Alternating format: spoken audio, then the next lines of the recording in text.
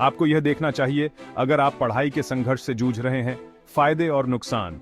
प्राणम भारत। नमस्कार दोस्तों, स्वागत है आपका हमारे चैनल प्राणम भारत पर। आज हम बात करेंगे उस देश की जहां की पढ़ाई को दुनिया में सबसे अच्छा माना जाता है। जी हां, जर्मनी की। हमने जर्मनी की पढ़ाई के बारे में बहुत कुछ सुना है, जैसे मुफ्त शिक्षा, बढ़िया यूनिवर्सिटी। सब सुनने में तो बहुत ही शानदार लगता है ना?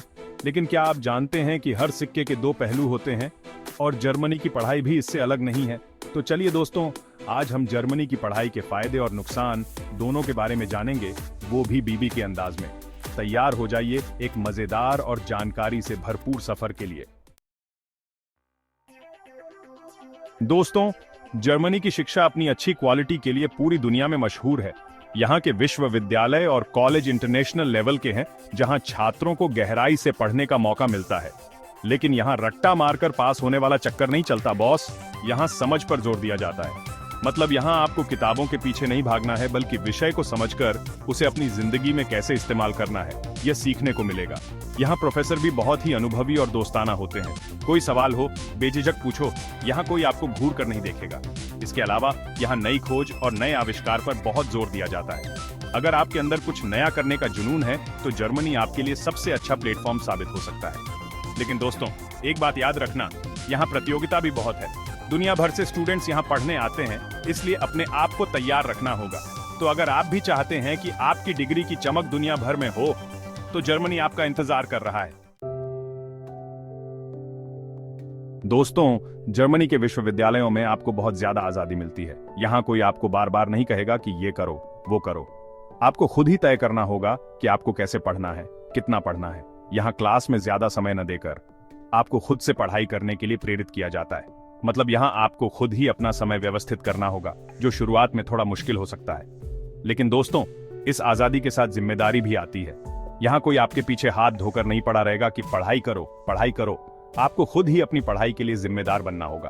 अब कुछ लोग सोच रहे होंगे कि ये तो बहुत ही बढ़िया है यार, कोई टेंशन नहीं, मजे ही मजे। लेकिन दोस्तों, जिंदगी में कुछ भी मुफ्त नहीं मिलता।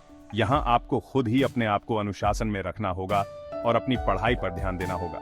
तो अगर आप खुद को एक जिम्मेदार और अनुशासित स्टूडेंट मानते हैं, तो जर्मनी की शिक्षा प्रणाली आपके लिए परफेक्ट है। दोस्तों, अब बात करते हैं सबसे महत्वपूर्ण चीज की, पैसों की। जर्मनी की एक सबसे बड़ी खासियत यह है कि यहाँ के ज्यादातर विश्वविद्यालयों में फीस नहीं लगती। जी हां, आपने बिल्कुल सही सुना, मुफ्त शिक्षा। यह बात बहुत सारे विदेशी स्टूडेंट्स को बहुत आकर्षित करती है। मतलब आपको अपनी पढ़ाई के लिए लाखों रुपए कर्ज नहीं लेने पड़ेंगे और न ही अपने माँ बाप पर बोझ बनना पड़ेगा। लेकिन दोस्तों, एक बात याद रखना, मुफ्त शिक्षा का मतलब यह नहीं है कि जर्मनी में रहना बिल्कुल मुफ्त है। यहाँ रहने का खर्च काफी ज्यादा है। आपको अपना किराया, खाना पीना, यातायात और बाकी खर्चे खुद ही उठाने होंगे। इसके लिए आप पार्ट टाइम नौकरी भी कर सकते हैं, जो आपको यहाँ की जीवन शैली और संस्कृति को समझने में भी मदद करेगा। तो दोस्तों, मुफ्त शिक्षा एक बहुत बड़ा फायदा है, लेकिन इसका मतलब यह नहीं है कि आपको पैसे की बिल्कुल भी चिंता नहीं करनी होगी। दोस्तों, जर्मनी की शिक्षा प्रणाली में एक बड़ी चुनौती है। यहाँ पढ़ाई का स्तर बहुत ऊंचा होता है। यहाँ पर पढ़ाई का बोझ बहुत ज्यादा होता है, खासकर परीक्षा के समय। यहाँ ऐसा नहीं है कि आप पूरा सेमेस्टर मौज मस्ती करो और आखिर में 2-4 दिन रट्टा मारकर पास हो जाओ। यहाँ आपको नियमित रूप से पढ़ाई करनी होगी और अपने आप को अपडेट रखना होगा। और जहां तक परीक्षा की बात है, तो यहाँ आपको 2 हफ्ते में 7 से 8 परीक्षाएं देनी होती हैं। जी हाँ, आपने बिल्कुल सही सुना। मतलब लगभग हर दूसरे दिन परीक्षा। यह बहुत तनावपूर्ण हो सकता है, खासकर उन लोगों के लिए जो पहले से ही परीक्षा के दबाव को लेकर चिंतित रहते हैं। यहाँ आपको अपने समय को बहुत ही अच्छे से व्यवस्थित करना होगा और तनाव को नियंत्रण में रखना होगा।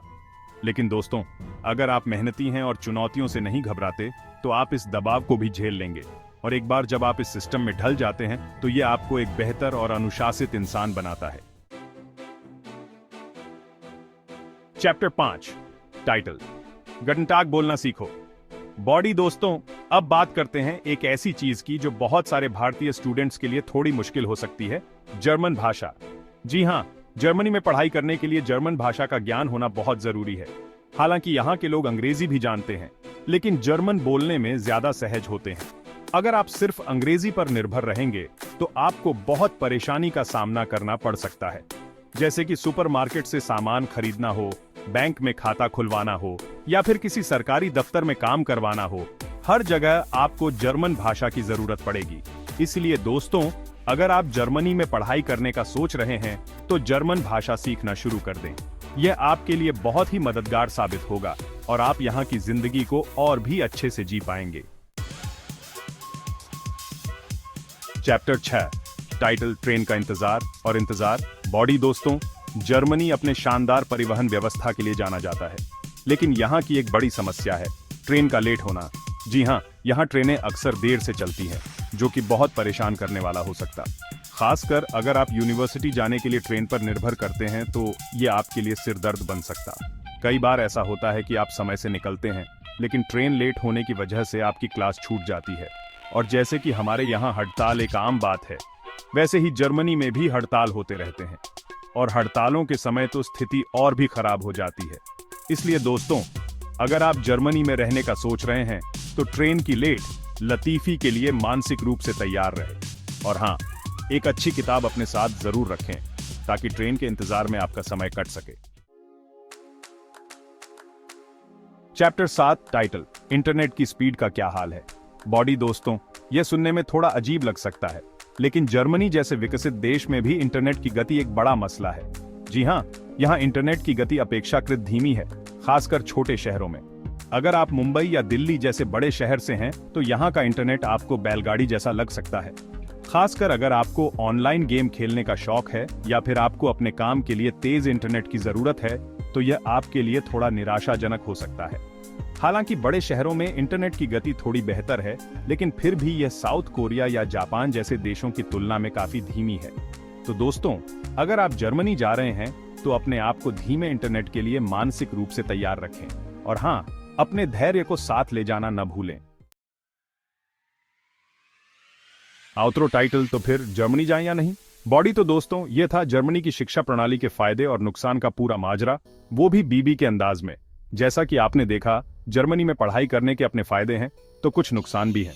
यह सच है कि जर्मनी की शिक्षा व्यवस्था बहुत ही उच्च स्तर की है और यहाँ पर आपको बहुत कुछ सीखने को मिलेगा, लेकिन साथ ही यहाँ की चुनौतियों का भी आपको सामना करना होगा। अगर आप जर्मनी में पढ़ाई करने की सोच रहे हैं तो इन बातों का ध्यान रखें और अपनी तैयारी पूरी करें। और हाँ, अगर आपको यह वीडियो पसंद आया हो तो इसे लाइक करें, चैनल को सब्सक्राइब करें और अपने दोस्तों के साथ शेयर करें और कमेंट में बताएं कि आप कौन से देश की शिक्षा व्यवस्था के बारे में और जानना चाहते हैं। धन्यवाद।